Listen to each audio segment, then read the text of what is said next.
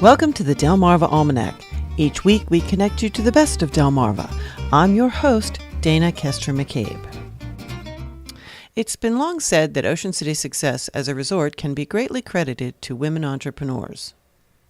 One of the first recorded was Zipporah "Zippy" Lewis, who surely knew how to make something out of nothing.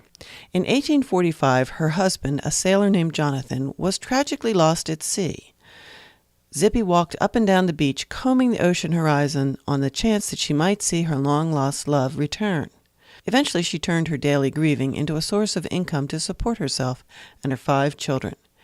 She scoured the beaches of what is now Ocean City for the refuse of sunken ships that washed ashore. This was not necessarily treasures of gold and jewels, though she may have occasionally found them. More likely, it was brass fittings and other hardware for boats that could be reused, or household items from shipping crates.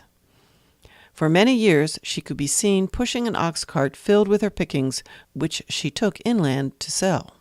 She earned enough money to buy 2 lots on the island and build a house, which she left in her will to her daughters. Her tenacity and ability to prevail became a part of the mythology of the town. The story so inspired Thelma Connor, one of the city's most successful businesswomen, that a portrait was painted of the valiant widow and hung in the Zippy Lewis Lounge of Thelma's Hotel, the Dunes Manor, which you can still see today. The prevalence of women hotel owners began during the economic boom following the Civil War. Prosperity inspired a number of emerging fads, which had a direct impact on the future of this slim stretch of land along the Atlantic Ocean. Caviar, the roe or eggs of sturgeon, became the quintessential delicacy for the nouveau riche. The waters off Delmarva's coast were thick with them, so commercial fishermen flocked to the region to meet the demand. And taking the family on vacation itself became very popular among the growing middle class. But in Ocean City, it really began with all those fishermen, and they needed places to stay. Naturally, enterprising individuals, many who were women, realized that rustic housing would only attract those who really enjoyed roughing it. Accommodations that would be suitable for wives and children would guarantee a return visit.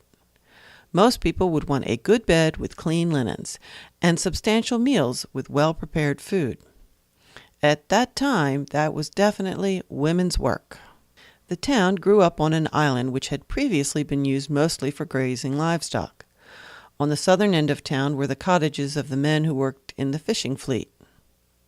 Northward, a number of boarding houses were built in the early 1870s, including the Rhode Island Inn and Massey's Boarding House. In 1875, a handful of locals, along with a few Baltimore businessmen, opened the Atlantic Hotel on the beach nearby. New Yorkers named Stephen and Rosetta Tabor purchased a plot of land north of them.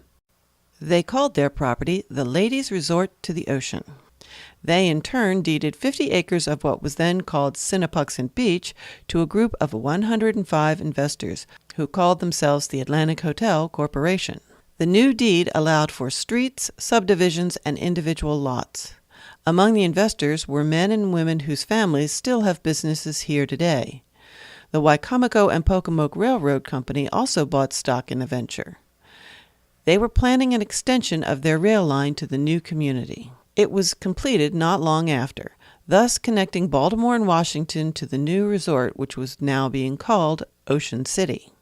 Many scoffed at the development scheme, but Ocean City's first building boom was off and running. This created a great opportunity for budding hoteliers, many of whom were women. If you think about this as a division of labor, this totally makes sense. In a given family moving to the region, many a husband was planning to make his fortune fishing. While he was doing this, not only did the wife have to fend for herself and her children, but she had to find ways to make money when the fishing was slow or affected by bad weather. Fishing was also dangerous work, leaving a number of women widows, forcing them to go into business, not unlike Zippy Lewis. Rosalie Tillman Shreve was one such widow. She lost her husband in the Civil War. She began renting out rooms in her home out of financial necessity. Rosalie was so successful that she earned enough to buy a second property, a rental cottage. In 1890, she used her profits to build the Plimhimmon Hotel. It had 48 rooms and sat on 2 lots. It was named for her family's plantation estate in Oxford, Maryland, on the other side of the peninsula.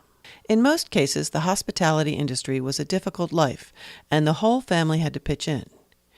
If you know anyone who grew up in the resort as late as the 1960s, you'll hear about a culture of hard work and sacrifice. Many a local will tell you stories of their first jobs as very small children changing sheets, cooking, and all manner of other chores for the family business. It was commonplace for all the kids to give up their beds for the paying guests and camp out, sleeping on the floor somewhere else in the house throughout the summer season. By 1926, 30 of the 32 hotels listed in a brochure advertising the resort had women as proprietors. Many of the gals who ran Ocean City's early hotels simply grew into the job. Some were women who came to the resort on vacation, and opportunity beckoned them to stay indefinitely. One such woman was Ella Phillips Dennis. She and her husband came to visit the beach in 1890 because she had been in ill health. She improved quickly and fell in love with life along the shoreline. She built the Dennis Hotel and ran it for the rest of her life. The town's reputation for being run by the women was now well known, and Ella is famously quoted in an interview with the Baltimore Sun saying, "Ocean City is 70% built by women, run by women, and the men are all henpecked." During this era, the leadership of the town was referred to as the petticoat regime. Margaret Campbell Buell was the daughter and wife of well-connected Washington, D.C. bureaucrats. She arrived in 1900 to build the Mount Pleasant Hotel, which she promoted among the power brokers in our nation's capital until she retired to Florida and sold the hotel in 1919 to Susan Dickerson Mason.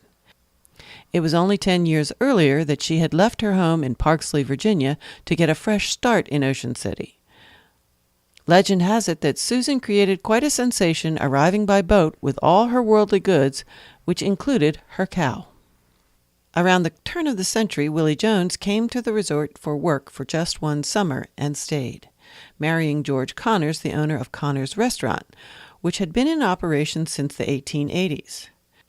After he died, she ran and eventually sold it, which enabled her to own a number of other businesses, including building one of the first motels in 1965, the Santa Maria. During the mid to late 20th century, the sturgeon were long gone, but the hospitality industry continued to thrive with a number of successful women at the helm, including Thelma Connor, Anne Schall, and Eunice Soren. This list does not include a host of other entrepreneurial ladies in real estate, retail, food service, and amusement businesses, among others. Certainly the men of Ocean City have done just as much to promote progress in the resort. This story just seemed timely with the recent achievement of a woman heading the ticket of a major party in a presidential election for the first time. The reality is that since its beginning, women have been equal partners in the sweat equity required to build this country to what it is today. Ocean City and other towns like it are proof of that. If you'd like to learn more about this topic, visit our website, delmarvaalmanac.com/history, or visit the Ocean City Life-Saving Station Museum at the Inlet in Ocean City. Well, that's all for this edition of the Delmarva Almanac. Be sure to follow us on Facebook or Twitter, and next week join us to learn more about our local culture and get connected to our natural wonders. We'd like to thank our community partners, the Friends of Delmarva Public Radio, and our underwriters for their help in bringing this program to you, our audience. If you'd like to become an underwriter for this program, visit delmarvaalmanac.com/support. Our theme music was provided by Brightside Studio. This show has been a Moonshell production. Thanks for listening. Until we meet again, may the rhythms and tides of Delmarva bring you good fortune.